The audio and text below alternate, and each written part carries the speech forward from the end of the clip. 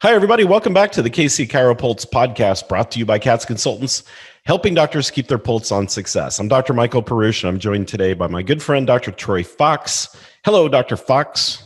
Hey. How we doing So, Dr. today? Fox, you're the keeper of all the emails. I'm great. You're the keeper of all the emails. And I know you told me the other day that we've been getting a flood of them lately. And a lot of them are related to what's going on with the economy and things, which I get. So what are you picking for us today? Well, here's one that stood out when we were talking about the economy. You know, we've gotten a lot about what do I do about inflation and all that stuff. But here was one that really stood out. It was somebody that says, my practice has already struggled, and I'm concerned about the future. I really work hard on keeping my overhead as low as possible. And I actually emailed this individual back, and we're going to keep him completely anonymous because that's kind of the way they wanted it. I mean, I get it. I mean, sometimes we don't want to expose our inadequacies. We've all had them. I've had them. You've had them. But this person said, I'd really like to remain anonymous. But we went back through and kind of looked, and basically what we saw, and you and I've seen this syndrome before. It's the, I'm going to control my overhead with such an iron grip or a gorilla grip that it actually stifles my practice. And that's what we ended up seeing. So this was a doc that had tried to do a good job, was really trying to focus on making sure that the overhead didn't get out of control. But as a result, had almost shut down. I mean, basically from a metabolic standpoint, we were metabolically stagnant in this practice. There was nothing going on. There was no advertising going on. There was no attempt to solicit any new patients. There was no attempt to do anything inside of the practice to maybe improve the environment or the overall experience of the patient. We'd gotten to the point where we'd nailed it down to where we were only going to use number 2 pencils from Walmart because we could buy a pack of 10 of those and they were only 5 cents a piece instead of 6 cents a piece at Office Max. I mean, we were nailing it down that tight. There were cost comparisons made and there were decisions made to literally go as dirt cheap. Now, I've talked about running a cheap cash practice, right? That's not to be confused with being on lockdown. And that's literally what we saw. So I'd like you to talk a little bit about what those types of things do to our practice. And then we might throw in just a couple of minutes at the very end about when you go what I call buck wild and go the opposite direction. That's not so great either. But let's talk, because we often talk about don't go out and buy that new shiny thing that costs $100,000.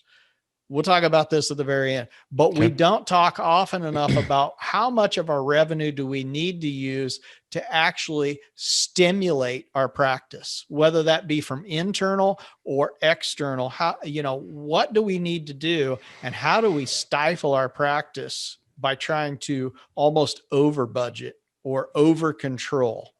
Yeah. And we're seeing that a lot right now. And we call it OHF, overhead focus syndrome. And you get so focused on your overhead, like you were just saying, Troy, that you forget about the revenue side. It's the revenue side of your practice that's what you have to drive. Now, don't get me wrong. You have to keep an eye on your overhead. You have to make cuts where you should. And, we've talked about that on other podcasts, but no matter what's happening in the economy, you always have to be reinvesting in your practice. Part of that reinvestment, for example, is your advertising budget. We typically recommend that you should be spending probably about 1.5% to maybe 4 or 5% at the most on advertising. That might be a little bit higher in a niche type practice, but that's kind of our general rule of thumb, about 1.5% to about 4%. You should also be saving about 15% of your cash flow revenue each month for those rainy days. We're kind of in a rainy day syndrome right now, but so aside from those couple of things, we've really got to focus on the revenue side.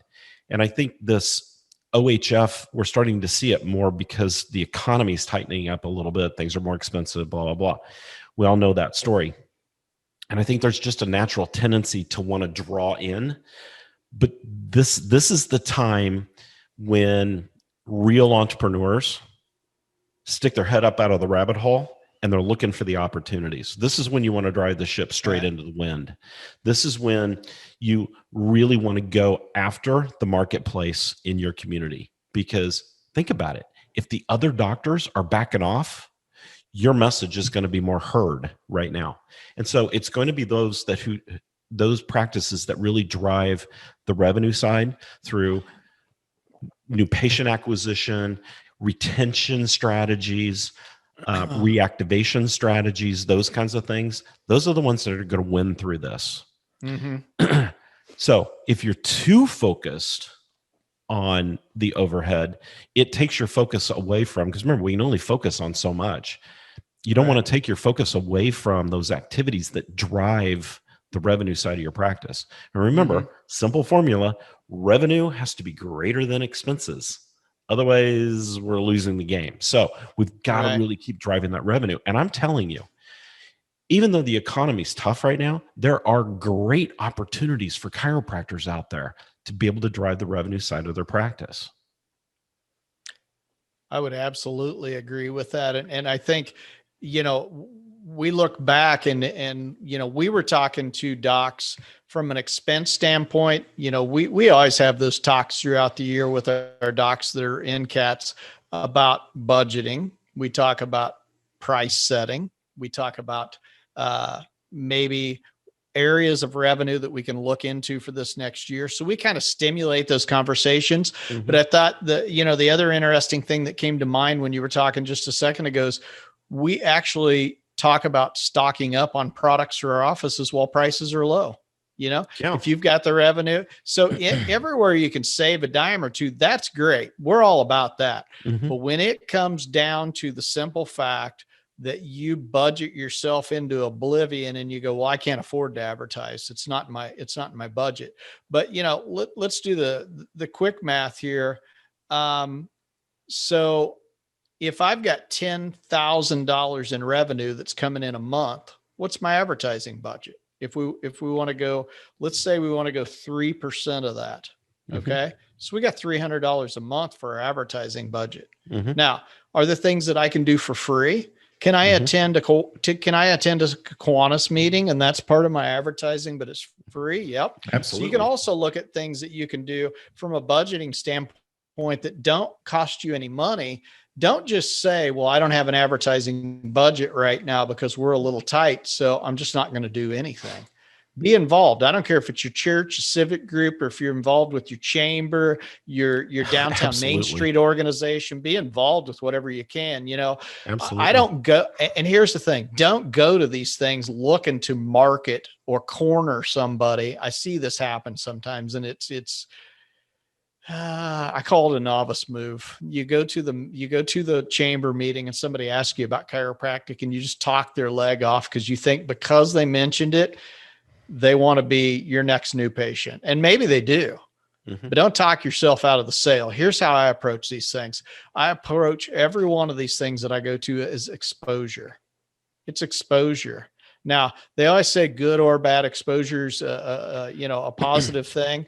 Good exposure goes a lot farther than bad exposure so far as people coming into your practice. Right. But I think going to these kind of things and then becoming involved. The other thing that I see is people go to them and then they go, oh, I'm a busy doctor. I don't have time to be on the board of this, or I don't, I think you really need to look at being involved in your community as well. So there's something free that you can do that doesn't crash your practice and doesn't stagnate it. Right. I think that there are free items out there, but I think you still at that point need to entertain the thought of a marketing budget. Absolutely. And I think you bring up a great point. You don't have to always spend money on marketing. I can tell you, every week went to church and, I would make it kind of known. People just knew that I was always open to somebody coming up and talking to me about health. Hey, doc, I've been having these headaches. Mm-hmm. You know anything about headaches? Can you do anything for headaches? just be the free repository of information for people. That's what people want. And then I'd hand them my card and say, you know what, if you feel like I can help you, or you want to find out more about what we do, give us a call. It's totally soft. It's simple to do. You're just having a conversation with people. And I got so well known in the church community that I had pastors calling me up, inviting me to come speak to their congregations about health. So you get involved in church, you get involved in civic activities like Kiwanis Club and Optimus Club, those kind of things. They're always looking for new members. Put out something about you being a speaker at some of those kind of events. You don't have to go in and give a 10-cent show on chiropractic. Talk about general health. Just be the information repository, like I said, about health. Get yourself invited to serve on a board. Honestly, it really doesn't, it's not that time consuming. Coach a little league team. You said something really important there that I want to stop and touch with real quick. Yeah. It was really, and it's a thing that we naturally, those of us that are really good at what I'll say, encouraging people do. And this is a key point that if you're not doing it, you need to be doing it. If you're doing it, keep work on getting better at it. It's putting the person that's in front of you first. That's, instead of me selling my practice. True words. Oh, hey, I'm a chiropractor. Here's my card. Nope. I fix headaches, low back pain, neck pain, allergies, toe pain, carpal tunnel, and I just keep going on. Give me a call on Monday. People go, whatever, and they throw that card away. Now, here's the point. I want to hear what that person says. That person walks up to me. If they approach me and ask me a question, it took courage for them to do that. Right. In a lot of cases, it took courage. I don't know this guy, but I really want to ask him a question about my health. Doc, I've talked to a couple other people. They say, maybe you can help me with my neck pain. Yeah, tell me about it. It's just a simple consult. Tell me about what's going on. Well, yeah, so here are some options. You can go home. The first thing I'd probably be doing is, in this case, I'm going to say it's a situation where maybe they tweaked it and they need to put a little ice on it. It's inflamed. Do you mind if I touch your neck right there where you're oh yeah, that's really warm right there. Yeah, probably wouldn't be a bad idea to put some ice on that. A little free advice is not ever bad. From that standpoint, you're not diagnosing and treating. You're just telling them, hey, maybe you should put some ice on that at home. It feels a little warm to the touch. Yeah. Or just ask, have you tried ice? Yeah. You can't turn your head okay. In a lot of cases, chiropractic can help with that range of motion. It does look like there's definitely an imbalance there. I'll tell you what I'm going to do. You can do a couple home things. Here's a couple things, some stretches you can do. Maybe you should try some ice at home. If that doesn't work, definitely chiropractic is very effective with this type of condition. I'm going to give you my card. You can call me at any time. I'm even going to write my, and if you're comfortable with this, I always am. I'm going to write my cell number on the back of here. If you want to just reach out to me personally and you have any more questions before we schedule something, or just in general, you go, if I do this, would this be a good thing? Hey, feel free. Just let me know if you text me, though. Put your name in the text line, because I get people that text me and sometimes I'm like, who is this? I don't know who this is. I have no idea. And I don't want to be embarrassed to have to ask you who this is. So if you would please, just in the line, when you put it in there, hey doc, this is blah, blah, blah. Remember we talked about my neck pain the other day? Kind of give me a reminder. And then I should remember from there, hey, and then ask me a question. So I think at that point, what you look like and who you are exactly congruent. I'm here to help, because that's why I really got into chiropractic. Right. I'm not here for the money. When you're out in the community, who are you with when you're out in the community? You're with all the people in your town who have spines, right? Yep. Okay. Now, not every one of those is going to be a patient of yours. So I don't believe in the idea that everybody with a spine is your target market, but your target market's mixed in there somewhere. So what I would always do is just watch for those opportunities. For example, you're in the checkout line at the grocery store and you notice the cashier as she's lifting heavy bags up on the area where they get put into the cart, and she, gives the low back sign that, her low back's hurting. Yeah. I just hand her my card and say, hey, I might be able to help you with that. Mm-hmm. Just if you call my office, tell them we talked at the grocery store. And if that's uncomfortable for you to do that, then you need to go back to our last podcast and you need to embrace the suck. In other words, don't be afraid. What's that person going to do to you if you give them a business card? If you give them a business card, are they going to flip that business card back at you like a ninja throwing star and take your eye out? No, not likely. Are they going to come over the counter and tackle you? No, not likely. What are my options? At that point, I got the pushback option. Oh yeah, no thanks. I've been working with my medical doctor on this, or I don't use chiropractors, or whatever their excuse may be. That's option one. Option two is, oh, hey, I've been thinking about going to a chiropractor, but I didn't really know anybody here in town. Thank you so much for giving me that card. Yeah. And then you go, oh, well, that wasn't so scary. The worst comment I ever got doing that was, I'm already seeing somebody for this. Great. I'm glad you are. Great. Hang on to my card if I can ever help in the future. There's nothing to it, and people just inherently appreciate it. It's really kind of a gesture of gratitude to do that. Oh my gosh, somebody noticed that I was in pain. If you do it out of compassion and not from a polyester suit sales technique, if you're not doing the used car salesman thing, you just, I had, and I'll give another example that I had a student, and I'm very careful about when I step into other people's personal spaces or their healthcare.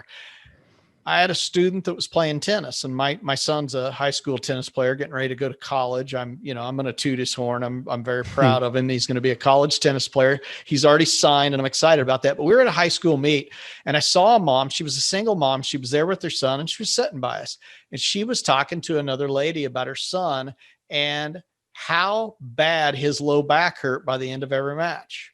Well, lo and behold, I'm a chiropractor. So what am I looking at? I'm looking at biomechanics. I'd already seen the kid and already noticed that he walked and his arches were just gone. He was just rolled in, he was rolled medial. His arches are gone. And so, it was interesting. I don't have a dime to get out of this deal. This mom lives in another town. What I did say, it might be beneficial for you to find a chiropractor in the town that you live in. So I started the conversation. Hey, I hope you don't mind. If you do, I don't need to give unsolicited advice, but I'm a chiropractor. And you were talking about your son's low back pain. And I saw something that might be of interest. And she said, no, I would love to talk to you about it. I've talked to dozens of people and nobody seems to be able to figure out why this is going on. So I made a recommendation that she get some orthotics and try that with your son and see if that makes his back pain better. In the meantime, I would recommend that you probably see a chiropractor in your area as well. It might make sense to go in there and get some mobility in that lower lumbar spine as well. I said, but I haven't done an exam on him, so I don't know all the aspects of that, but I would say that would be probably an important thing to do. And she's like, oh my gosh, thank you so much. So I find out, because, our wives know more than we do most of the time as men. My wife was in contact with her a couple of months later and this lady says, oh my gosh, thank your husband so much. I can't believe he took the time. And she said, I'd like to pay him something. And my wife says, no, he does that kind of stuff for free. He's that kind of guy. If he's out in the public and he sees that he can help someone real quick, he's going to step up and do it. And she says, yeah, he came up, told me exactly what he thought that I needed to do. He wasn't pushy at all. That was the key. I wasn't pushy, but I also didn't have any skin in the game, because I was going to send her to go get some orthotics and send her to a chiropractor in another town. Now, if you treated your own practice the same way, you're drawing them like flies to honey, because people realize that it's your compassion that they're attracted to, right, not your polyester suit used car salesman pitch. And so we just gave you probably one of the biggest gems of attracting new patients to your practice that doesn't cost you anything. So if you've got this overhead focus syndrome, analyze your overhead, but put yourself in a position of success. To turn the ship straight into the wind right now is all about getting involved in your community and putting the pedal to the metal in times of economic distress on bringing new patients in the door. And trust me, as chiropractors, we can de-stress a lot of people, and that's what everybody needs right now. But the flip side is, don't get caught up by the shiny thing syndrome either. Bringing in a bunch of new equipment and spending a lot of money on new profit centers is probably not the thing to do right now. But inject yourself out in the community and see what happens. Go fishing, but don't go fishing for great white sharks. In other words, fish for crappie. If we want to do something that costs a little bit of money, let's make a small investment. Maybe we need to replace a piece of equipment, and we could buy one used just like the one we have, or we could spend an extra couple $100 and get one that's maybe a little bit nicer, has another function or two that we've really been wanting for a long time that we believe will help our patients. That's the kind of fishing I like to do. The type of fishing I don't want to do right now is buying a $100,000 piece of equipment, hoping I'm going to get a return on investment in short order. In times of turmoil, that's not the type of thing that we recommend you do. Could it be successful? It could be. It could be. You don't need a brand new Centerbridge Sea Ray just to go fishing. You are correct about that. You can fish from the shore if you need to. Exactly. Exactly. All right, everybody. This was a good conversation. So don't have overhead focus syndrome. Don't have shiny thing syndrome. Find the middle, find the sweet spot, put yourself out in the community. There's all kinds of great things that you can do to generate new patients, to grow your practice, to create reactivation programs and retention programs that don't cost you a dime. So get out there and do it. Yeah. So let's do this real quick. So if you're still a jacked up mess, we use a lot of technical terms on this show. If you're still a jacked up mess in your practice and you're thinking, I'd like to talk to these guys a little bit more, it seems like maybe they might have an idea or two that might be helpful for me. You can actually go to katzconsultant.com and you can get on. It's in the upper right-hand corner, correct? Mm-hmm. Correct. Yeah. You can click on schedule a consult. Yeah. You can get on Dr. Perusich, schedule a consult, and you may get me, you may get him. It just depends on who's available at the time for basically a run through of your practice. We want to find out everything about your practice, what's going on, what are your big concerns. We try to maybe see a few weaknesses that you might have in your practice at that point and kind of talk a little bit about what we're seeing with you.